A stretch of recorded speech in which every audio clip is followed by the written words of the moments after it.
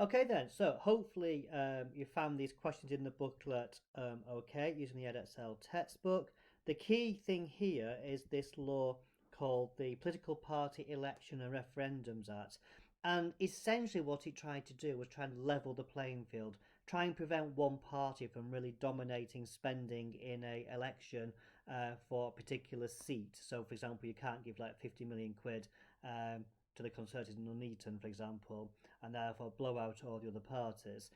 And you saw from that law there's various restrictions in place. This differs, by the way, to the USA. In the USA, rather than restricting the amounts parties can spend, they've gone the other way and tried to restrict how much people and organisations can give. So they've kind of gone at the same problem by different ends. However, what is in common with both Britain and I'm going to talk about those. What is so different about Britain and in the USA is that the parties and individuals have arguably gone against the spirit of the law. And often it's for the same reason. You know, political parties want to try and get an advantage over their opposition, whether that's through a popular leader, popular policies, or having more money to spend in order to out campaign them, I suppose. So, an issue which all election laws have in Britain and America is that politicians have like a vested interest to find weaknesses in that law to gain an advantage. And you can see that here with question 9 and 10 about Craig McKinley and some of the allegations around his election campaigning, and also with the Leave campaign as well in that Brexit referendum. Just whilst the last video was uploading, literally 2 minutes ago, I saw there's an issue came up. Apparently, a company called Globus, Globus, gave £400,000 to the Conservatives in 2019, and they've won a £93.8 million deal to provide PPE during the COVID crisis. And again, is that due to the money they gave to the Conservatives, or is it unlinked to the two? So it's these allegations, isn't it, around this.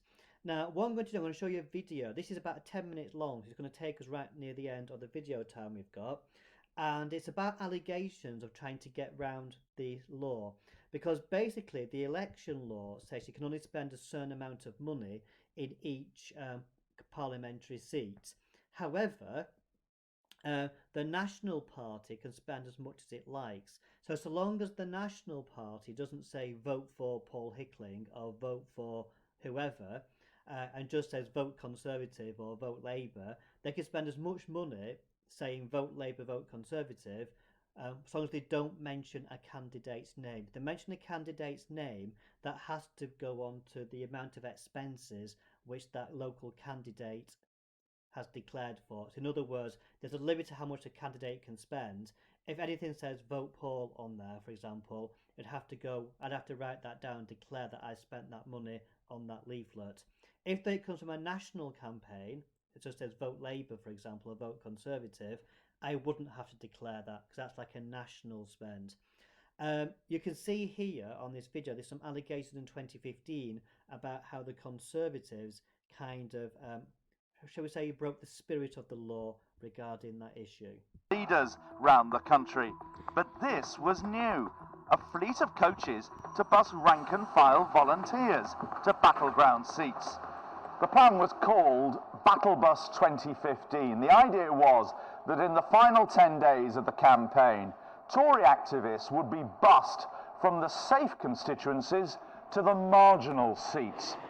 There were 4 buses in all, which were carrying almost 100 party workers.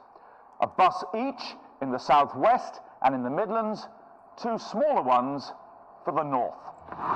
Battle Bus is part of a pattern of Conservative election spending we've been exploring for 3 months now. First in South Thanet, where we found an undeclared £18,000 spent on hotels.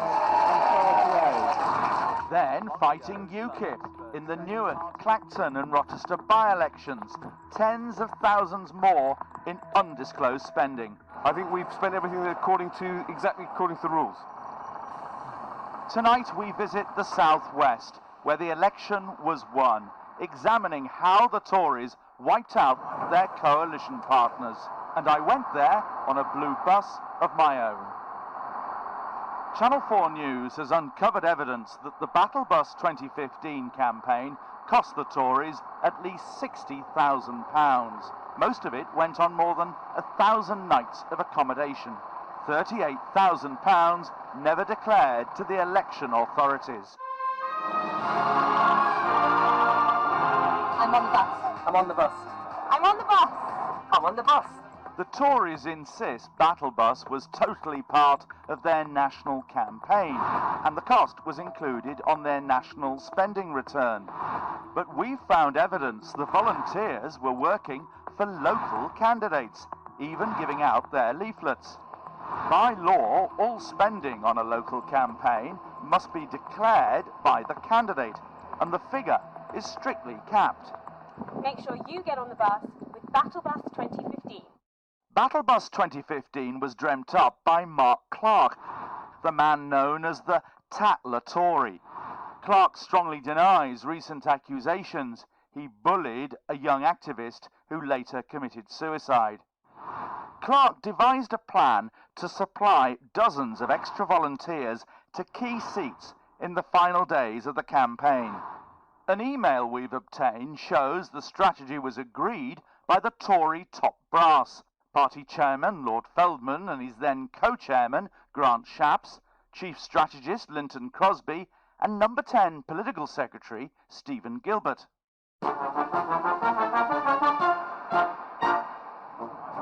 So to the southwest, where the Tories won 14 seats, all from the Lib Dems. In all, Battle Bus visited 9 southwest constituencies in the last 10 days, including North Cornwall. Scotland, the Conservative Party candidate, 21,000. The bus brought up to 50 activists here on the 5th of May, just 2 days before polling. David Cameron came that day too, and even gave a pep talk on the Battle Bus. And Scott will be a fantastic member of Parliament. So thank you for coming. And this is I think we can do it. Among those on the bus enthused by Cameron was Mahir Katan, who, like many fellow passengers, did pay a small contribution towards the cost of the trips. He's proud of his role in wiping out the Lib Dems across the region. We changed the map in southwest of England. You changed the map? Yeah, we changed it from a different party to be a blue for Conservative. Another email we've seen shows that when Mr. Katan and fellow battle bussers went door to door that day, the local party gave them leaflets and Conservative HQ provided a script. And this is that script. Hi, Mrs. Jones. My name's Michael Crick, and I'm calling on behalf of Scott Mann, your Conservative candidate. As you know, it's election day on Thursday. Everyone's talking about how this seat is one of just 23 we need to win to make sure David Cameron is in number 10, working through our long-term economic plan. A vote for anyone else in North Cornwall will mean Ed Miliband held to ransom by the SNP. And if Mrs. Jones wasn't in, she got this leaflet with David Cameron on one side, Scott Mann on the other. And in small print at the bottom, it says promoted by his agent. Remember, the Conservatives insist Battle Bus was a national expense. But Electoral Commission guidelines state if activists were being bussed in to particularly campaign for a candidate, then, according to the guidance that we provide, a candidate would have had to make a fair and honest assessment of this and include that in their spending return. So, we looked at Scott Mann's spending return. It makes no mention of the specially branded coach, which cost £1,133 a day. The Tories declared that as a national, not a local expense. No mention either of the Eden Project Youth Hostel, where the volunteers stayed that night. The cost, we've discovered, was £1,083, not declared at all. Had all these costs been disclosed, Mr. Mann's campaign would apparently have spent more than £2,000 over the legal limit. Scott Mann overturned a majority in North Cornwall of almost 3,000 for the Liberal Democrats. Now they're crying foul. Well, it's very sophisticated. It seems very coordinated. It almost seems like a group of mercenaries come down and invaded our local community and other local communities down in the southwest. But don't Liberal Democrats do the same thing when things get tight? You'll all go off to some constituency up in the Midlands or wherever? Yeah, but funded by our own pockets, not by people up in the city and up in London. We're a small party of local, dedicated, community-based people. Whatever happens here or happens where we go, be it somewhere else in the country, it's funded out of our own pockets.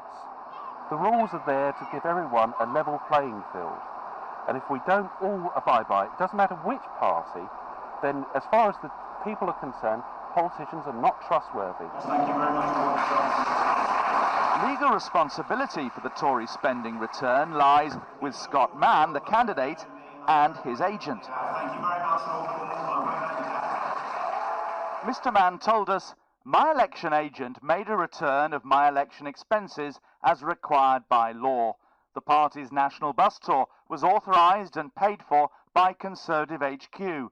It was intended to promote the party's success in the general election and did not form part of my local election expenses. Mr. Mann may not be the only Tory with questions to answer about the cash spent on making them MPs. Battlebusser Mahir Katan says that in every seat they largely worked for particular candidates. When we travel to any constituency, we're talking about the same candidate, and we encourage the people to voting for the candidate, our candidate, not to thinking about that we have to talking about the Conservative or we have to talk about the Prime Minister or the Cabinet. No, we're talking about this person, what he's going to do if he won this, if he win his seat. So you were encouraged to Yeah. talk about the particular local candidates, Exactly. and were told all about them so that you would know who you were talking about. Yes. If, as Mahir Katan says, the Battle Bus campaigned for specific candidates across the southwest, then the local spending return should include costs for hotels and the bus. But we can't find any mention of them. Officially, in each of the 9 seats Battle Bus visited, the Tories spent below the legal spending cap. But now, if you share out the £22,000 spent on Battle Bus in the southwest, it seems 8 of the 9 elected MPs went over the limit. Plymouth, Sutton and Devonport was the only seat not to breach the cap. What do you think of the Conservatives spending tens of thousands of pounds in For 3 months now, we've been asking the Tories about the money they've spent on election campaigns. He's legged it. He's walked off the other way. He said, come on. Much of it seemingly undeclared. 6 weeks ago, I caught up with the Tory chairman, Lord Feldman. Lord Feldman, did you break the law in spending all that money on those elections? We did everything in accordance with the rules. We've declared it fully. We're happy to explain ourselves to the Electoral Commission. I think that's the sort of proper way of dealing with it. Today, though, the Tories told us they did make an administrative error in failing to declare the hotel bills on the national spending return. But they insist the Battle Bus was a national expense too, not local, and is on their national expenses. The Electoral Commission, which is already investigating our previous reports, say they'll look at any new details. Okay, so you can see that some of the issues around campaign finance and how the parties might not always stick to the letter of the law, or they might stick to the letter of the law but not the spirit of the law. Right, I've actually run out of time on this video. What I'd like you to do is, using the Edexcel textbook, I want you to complete the table about should we actually get rid of all this where private individuals and private companies can give money to political parties, and instead should all political parties be financed by the state.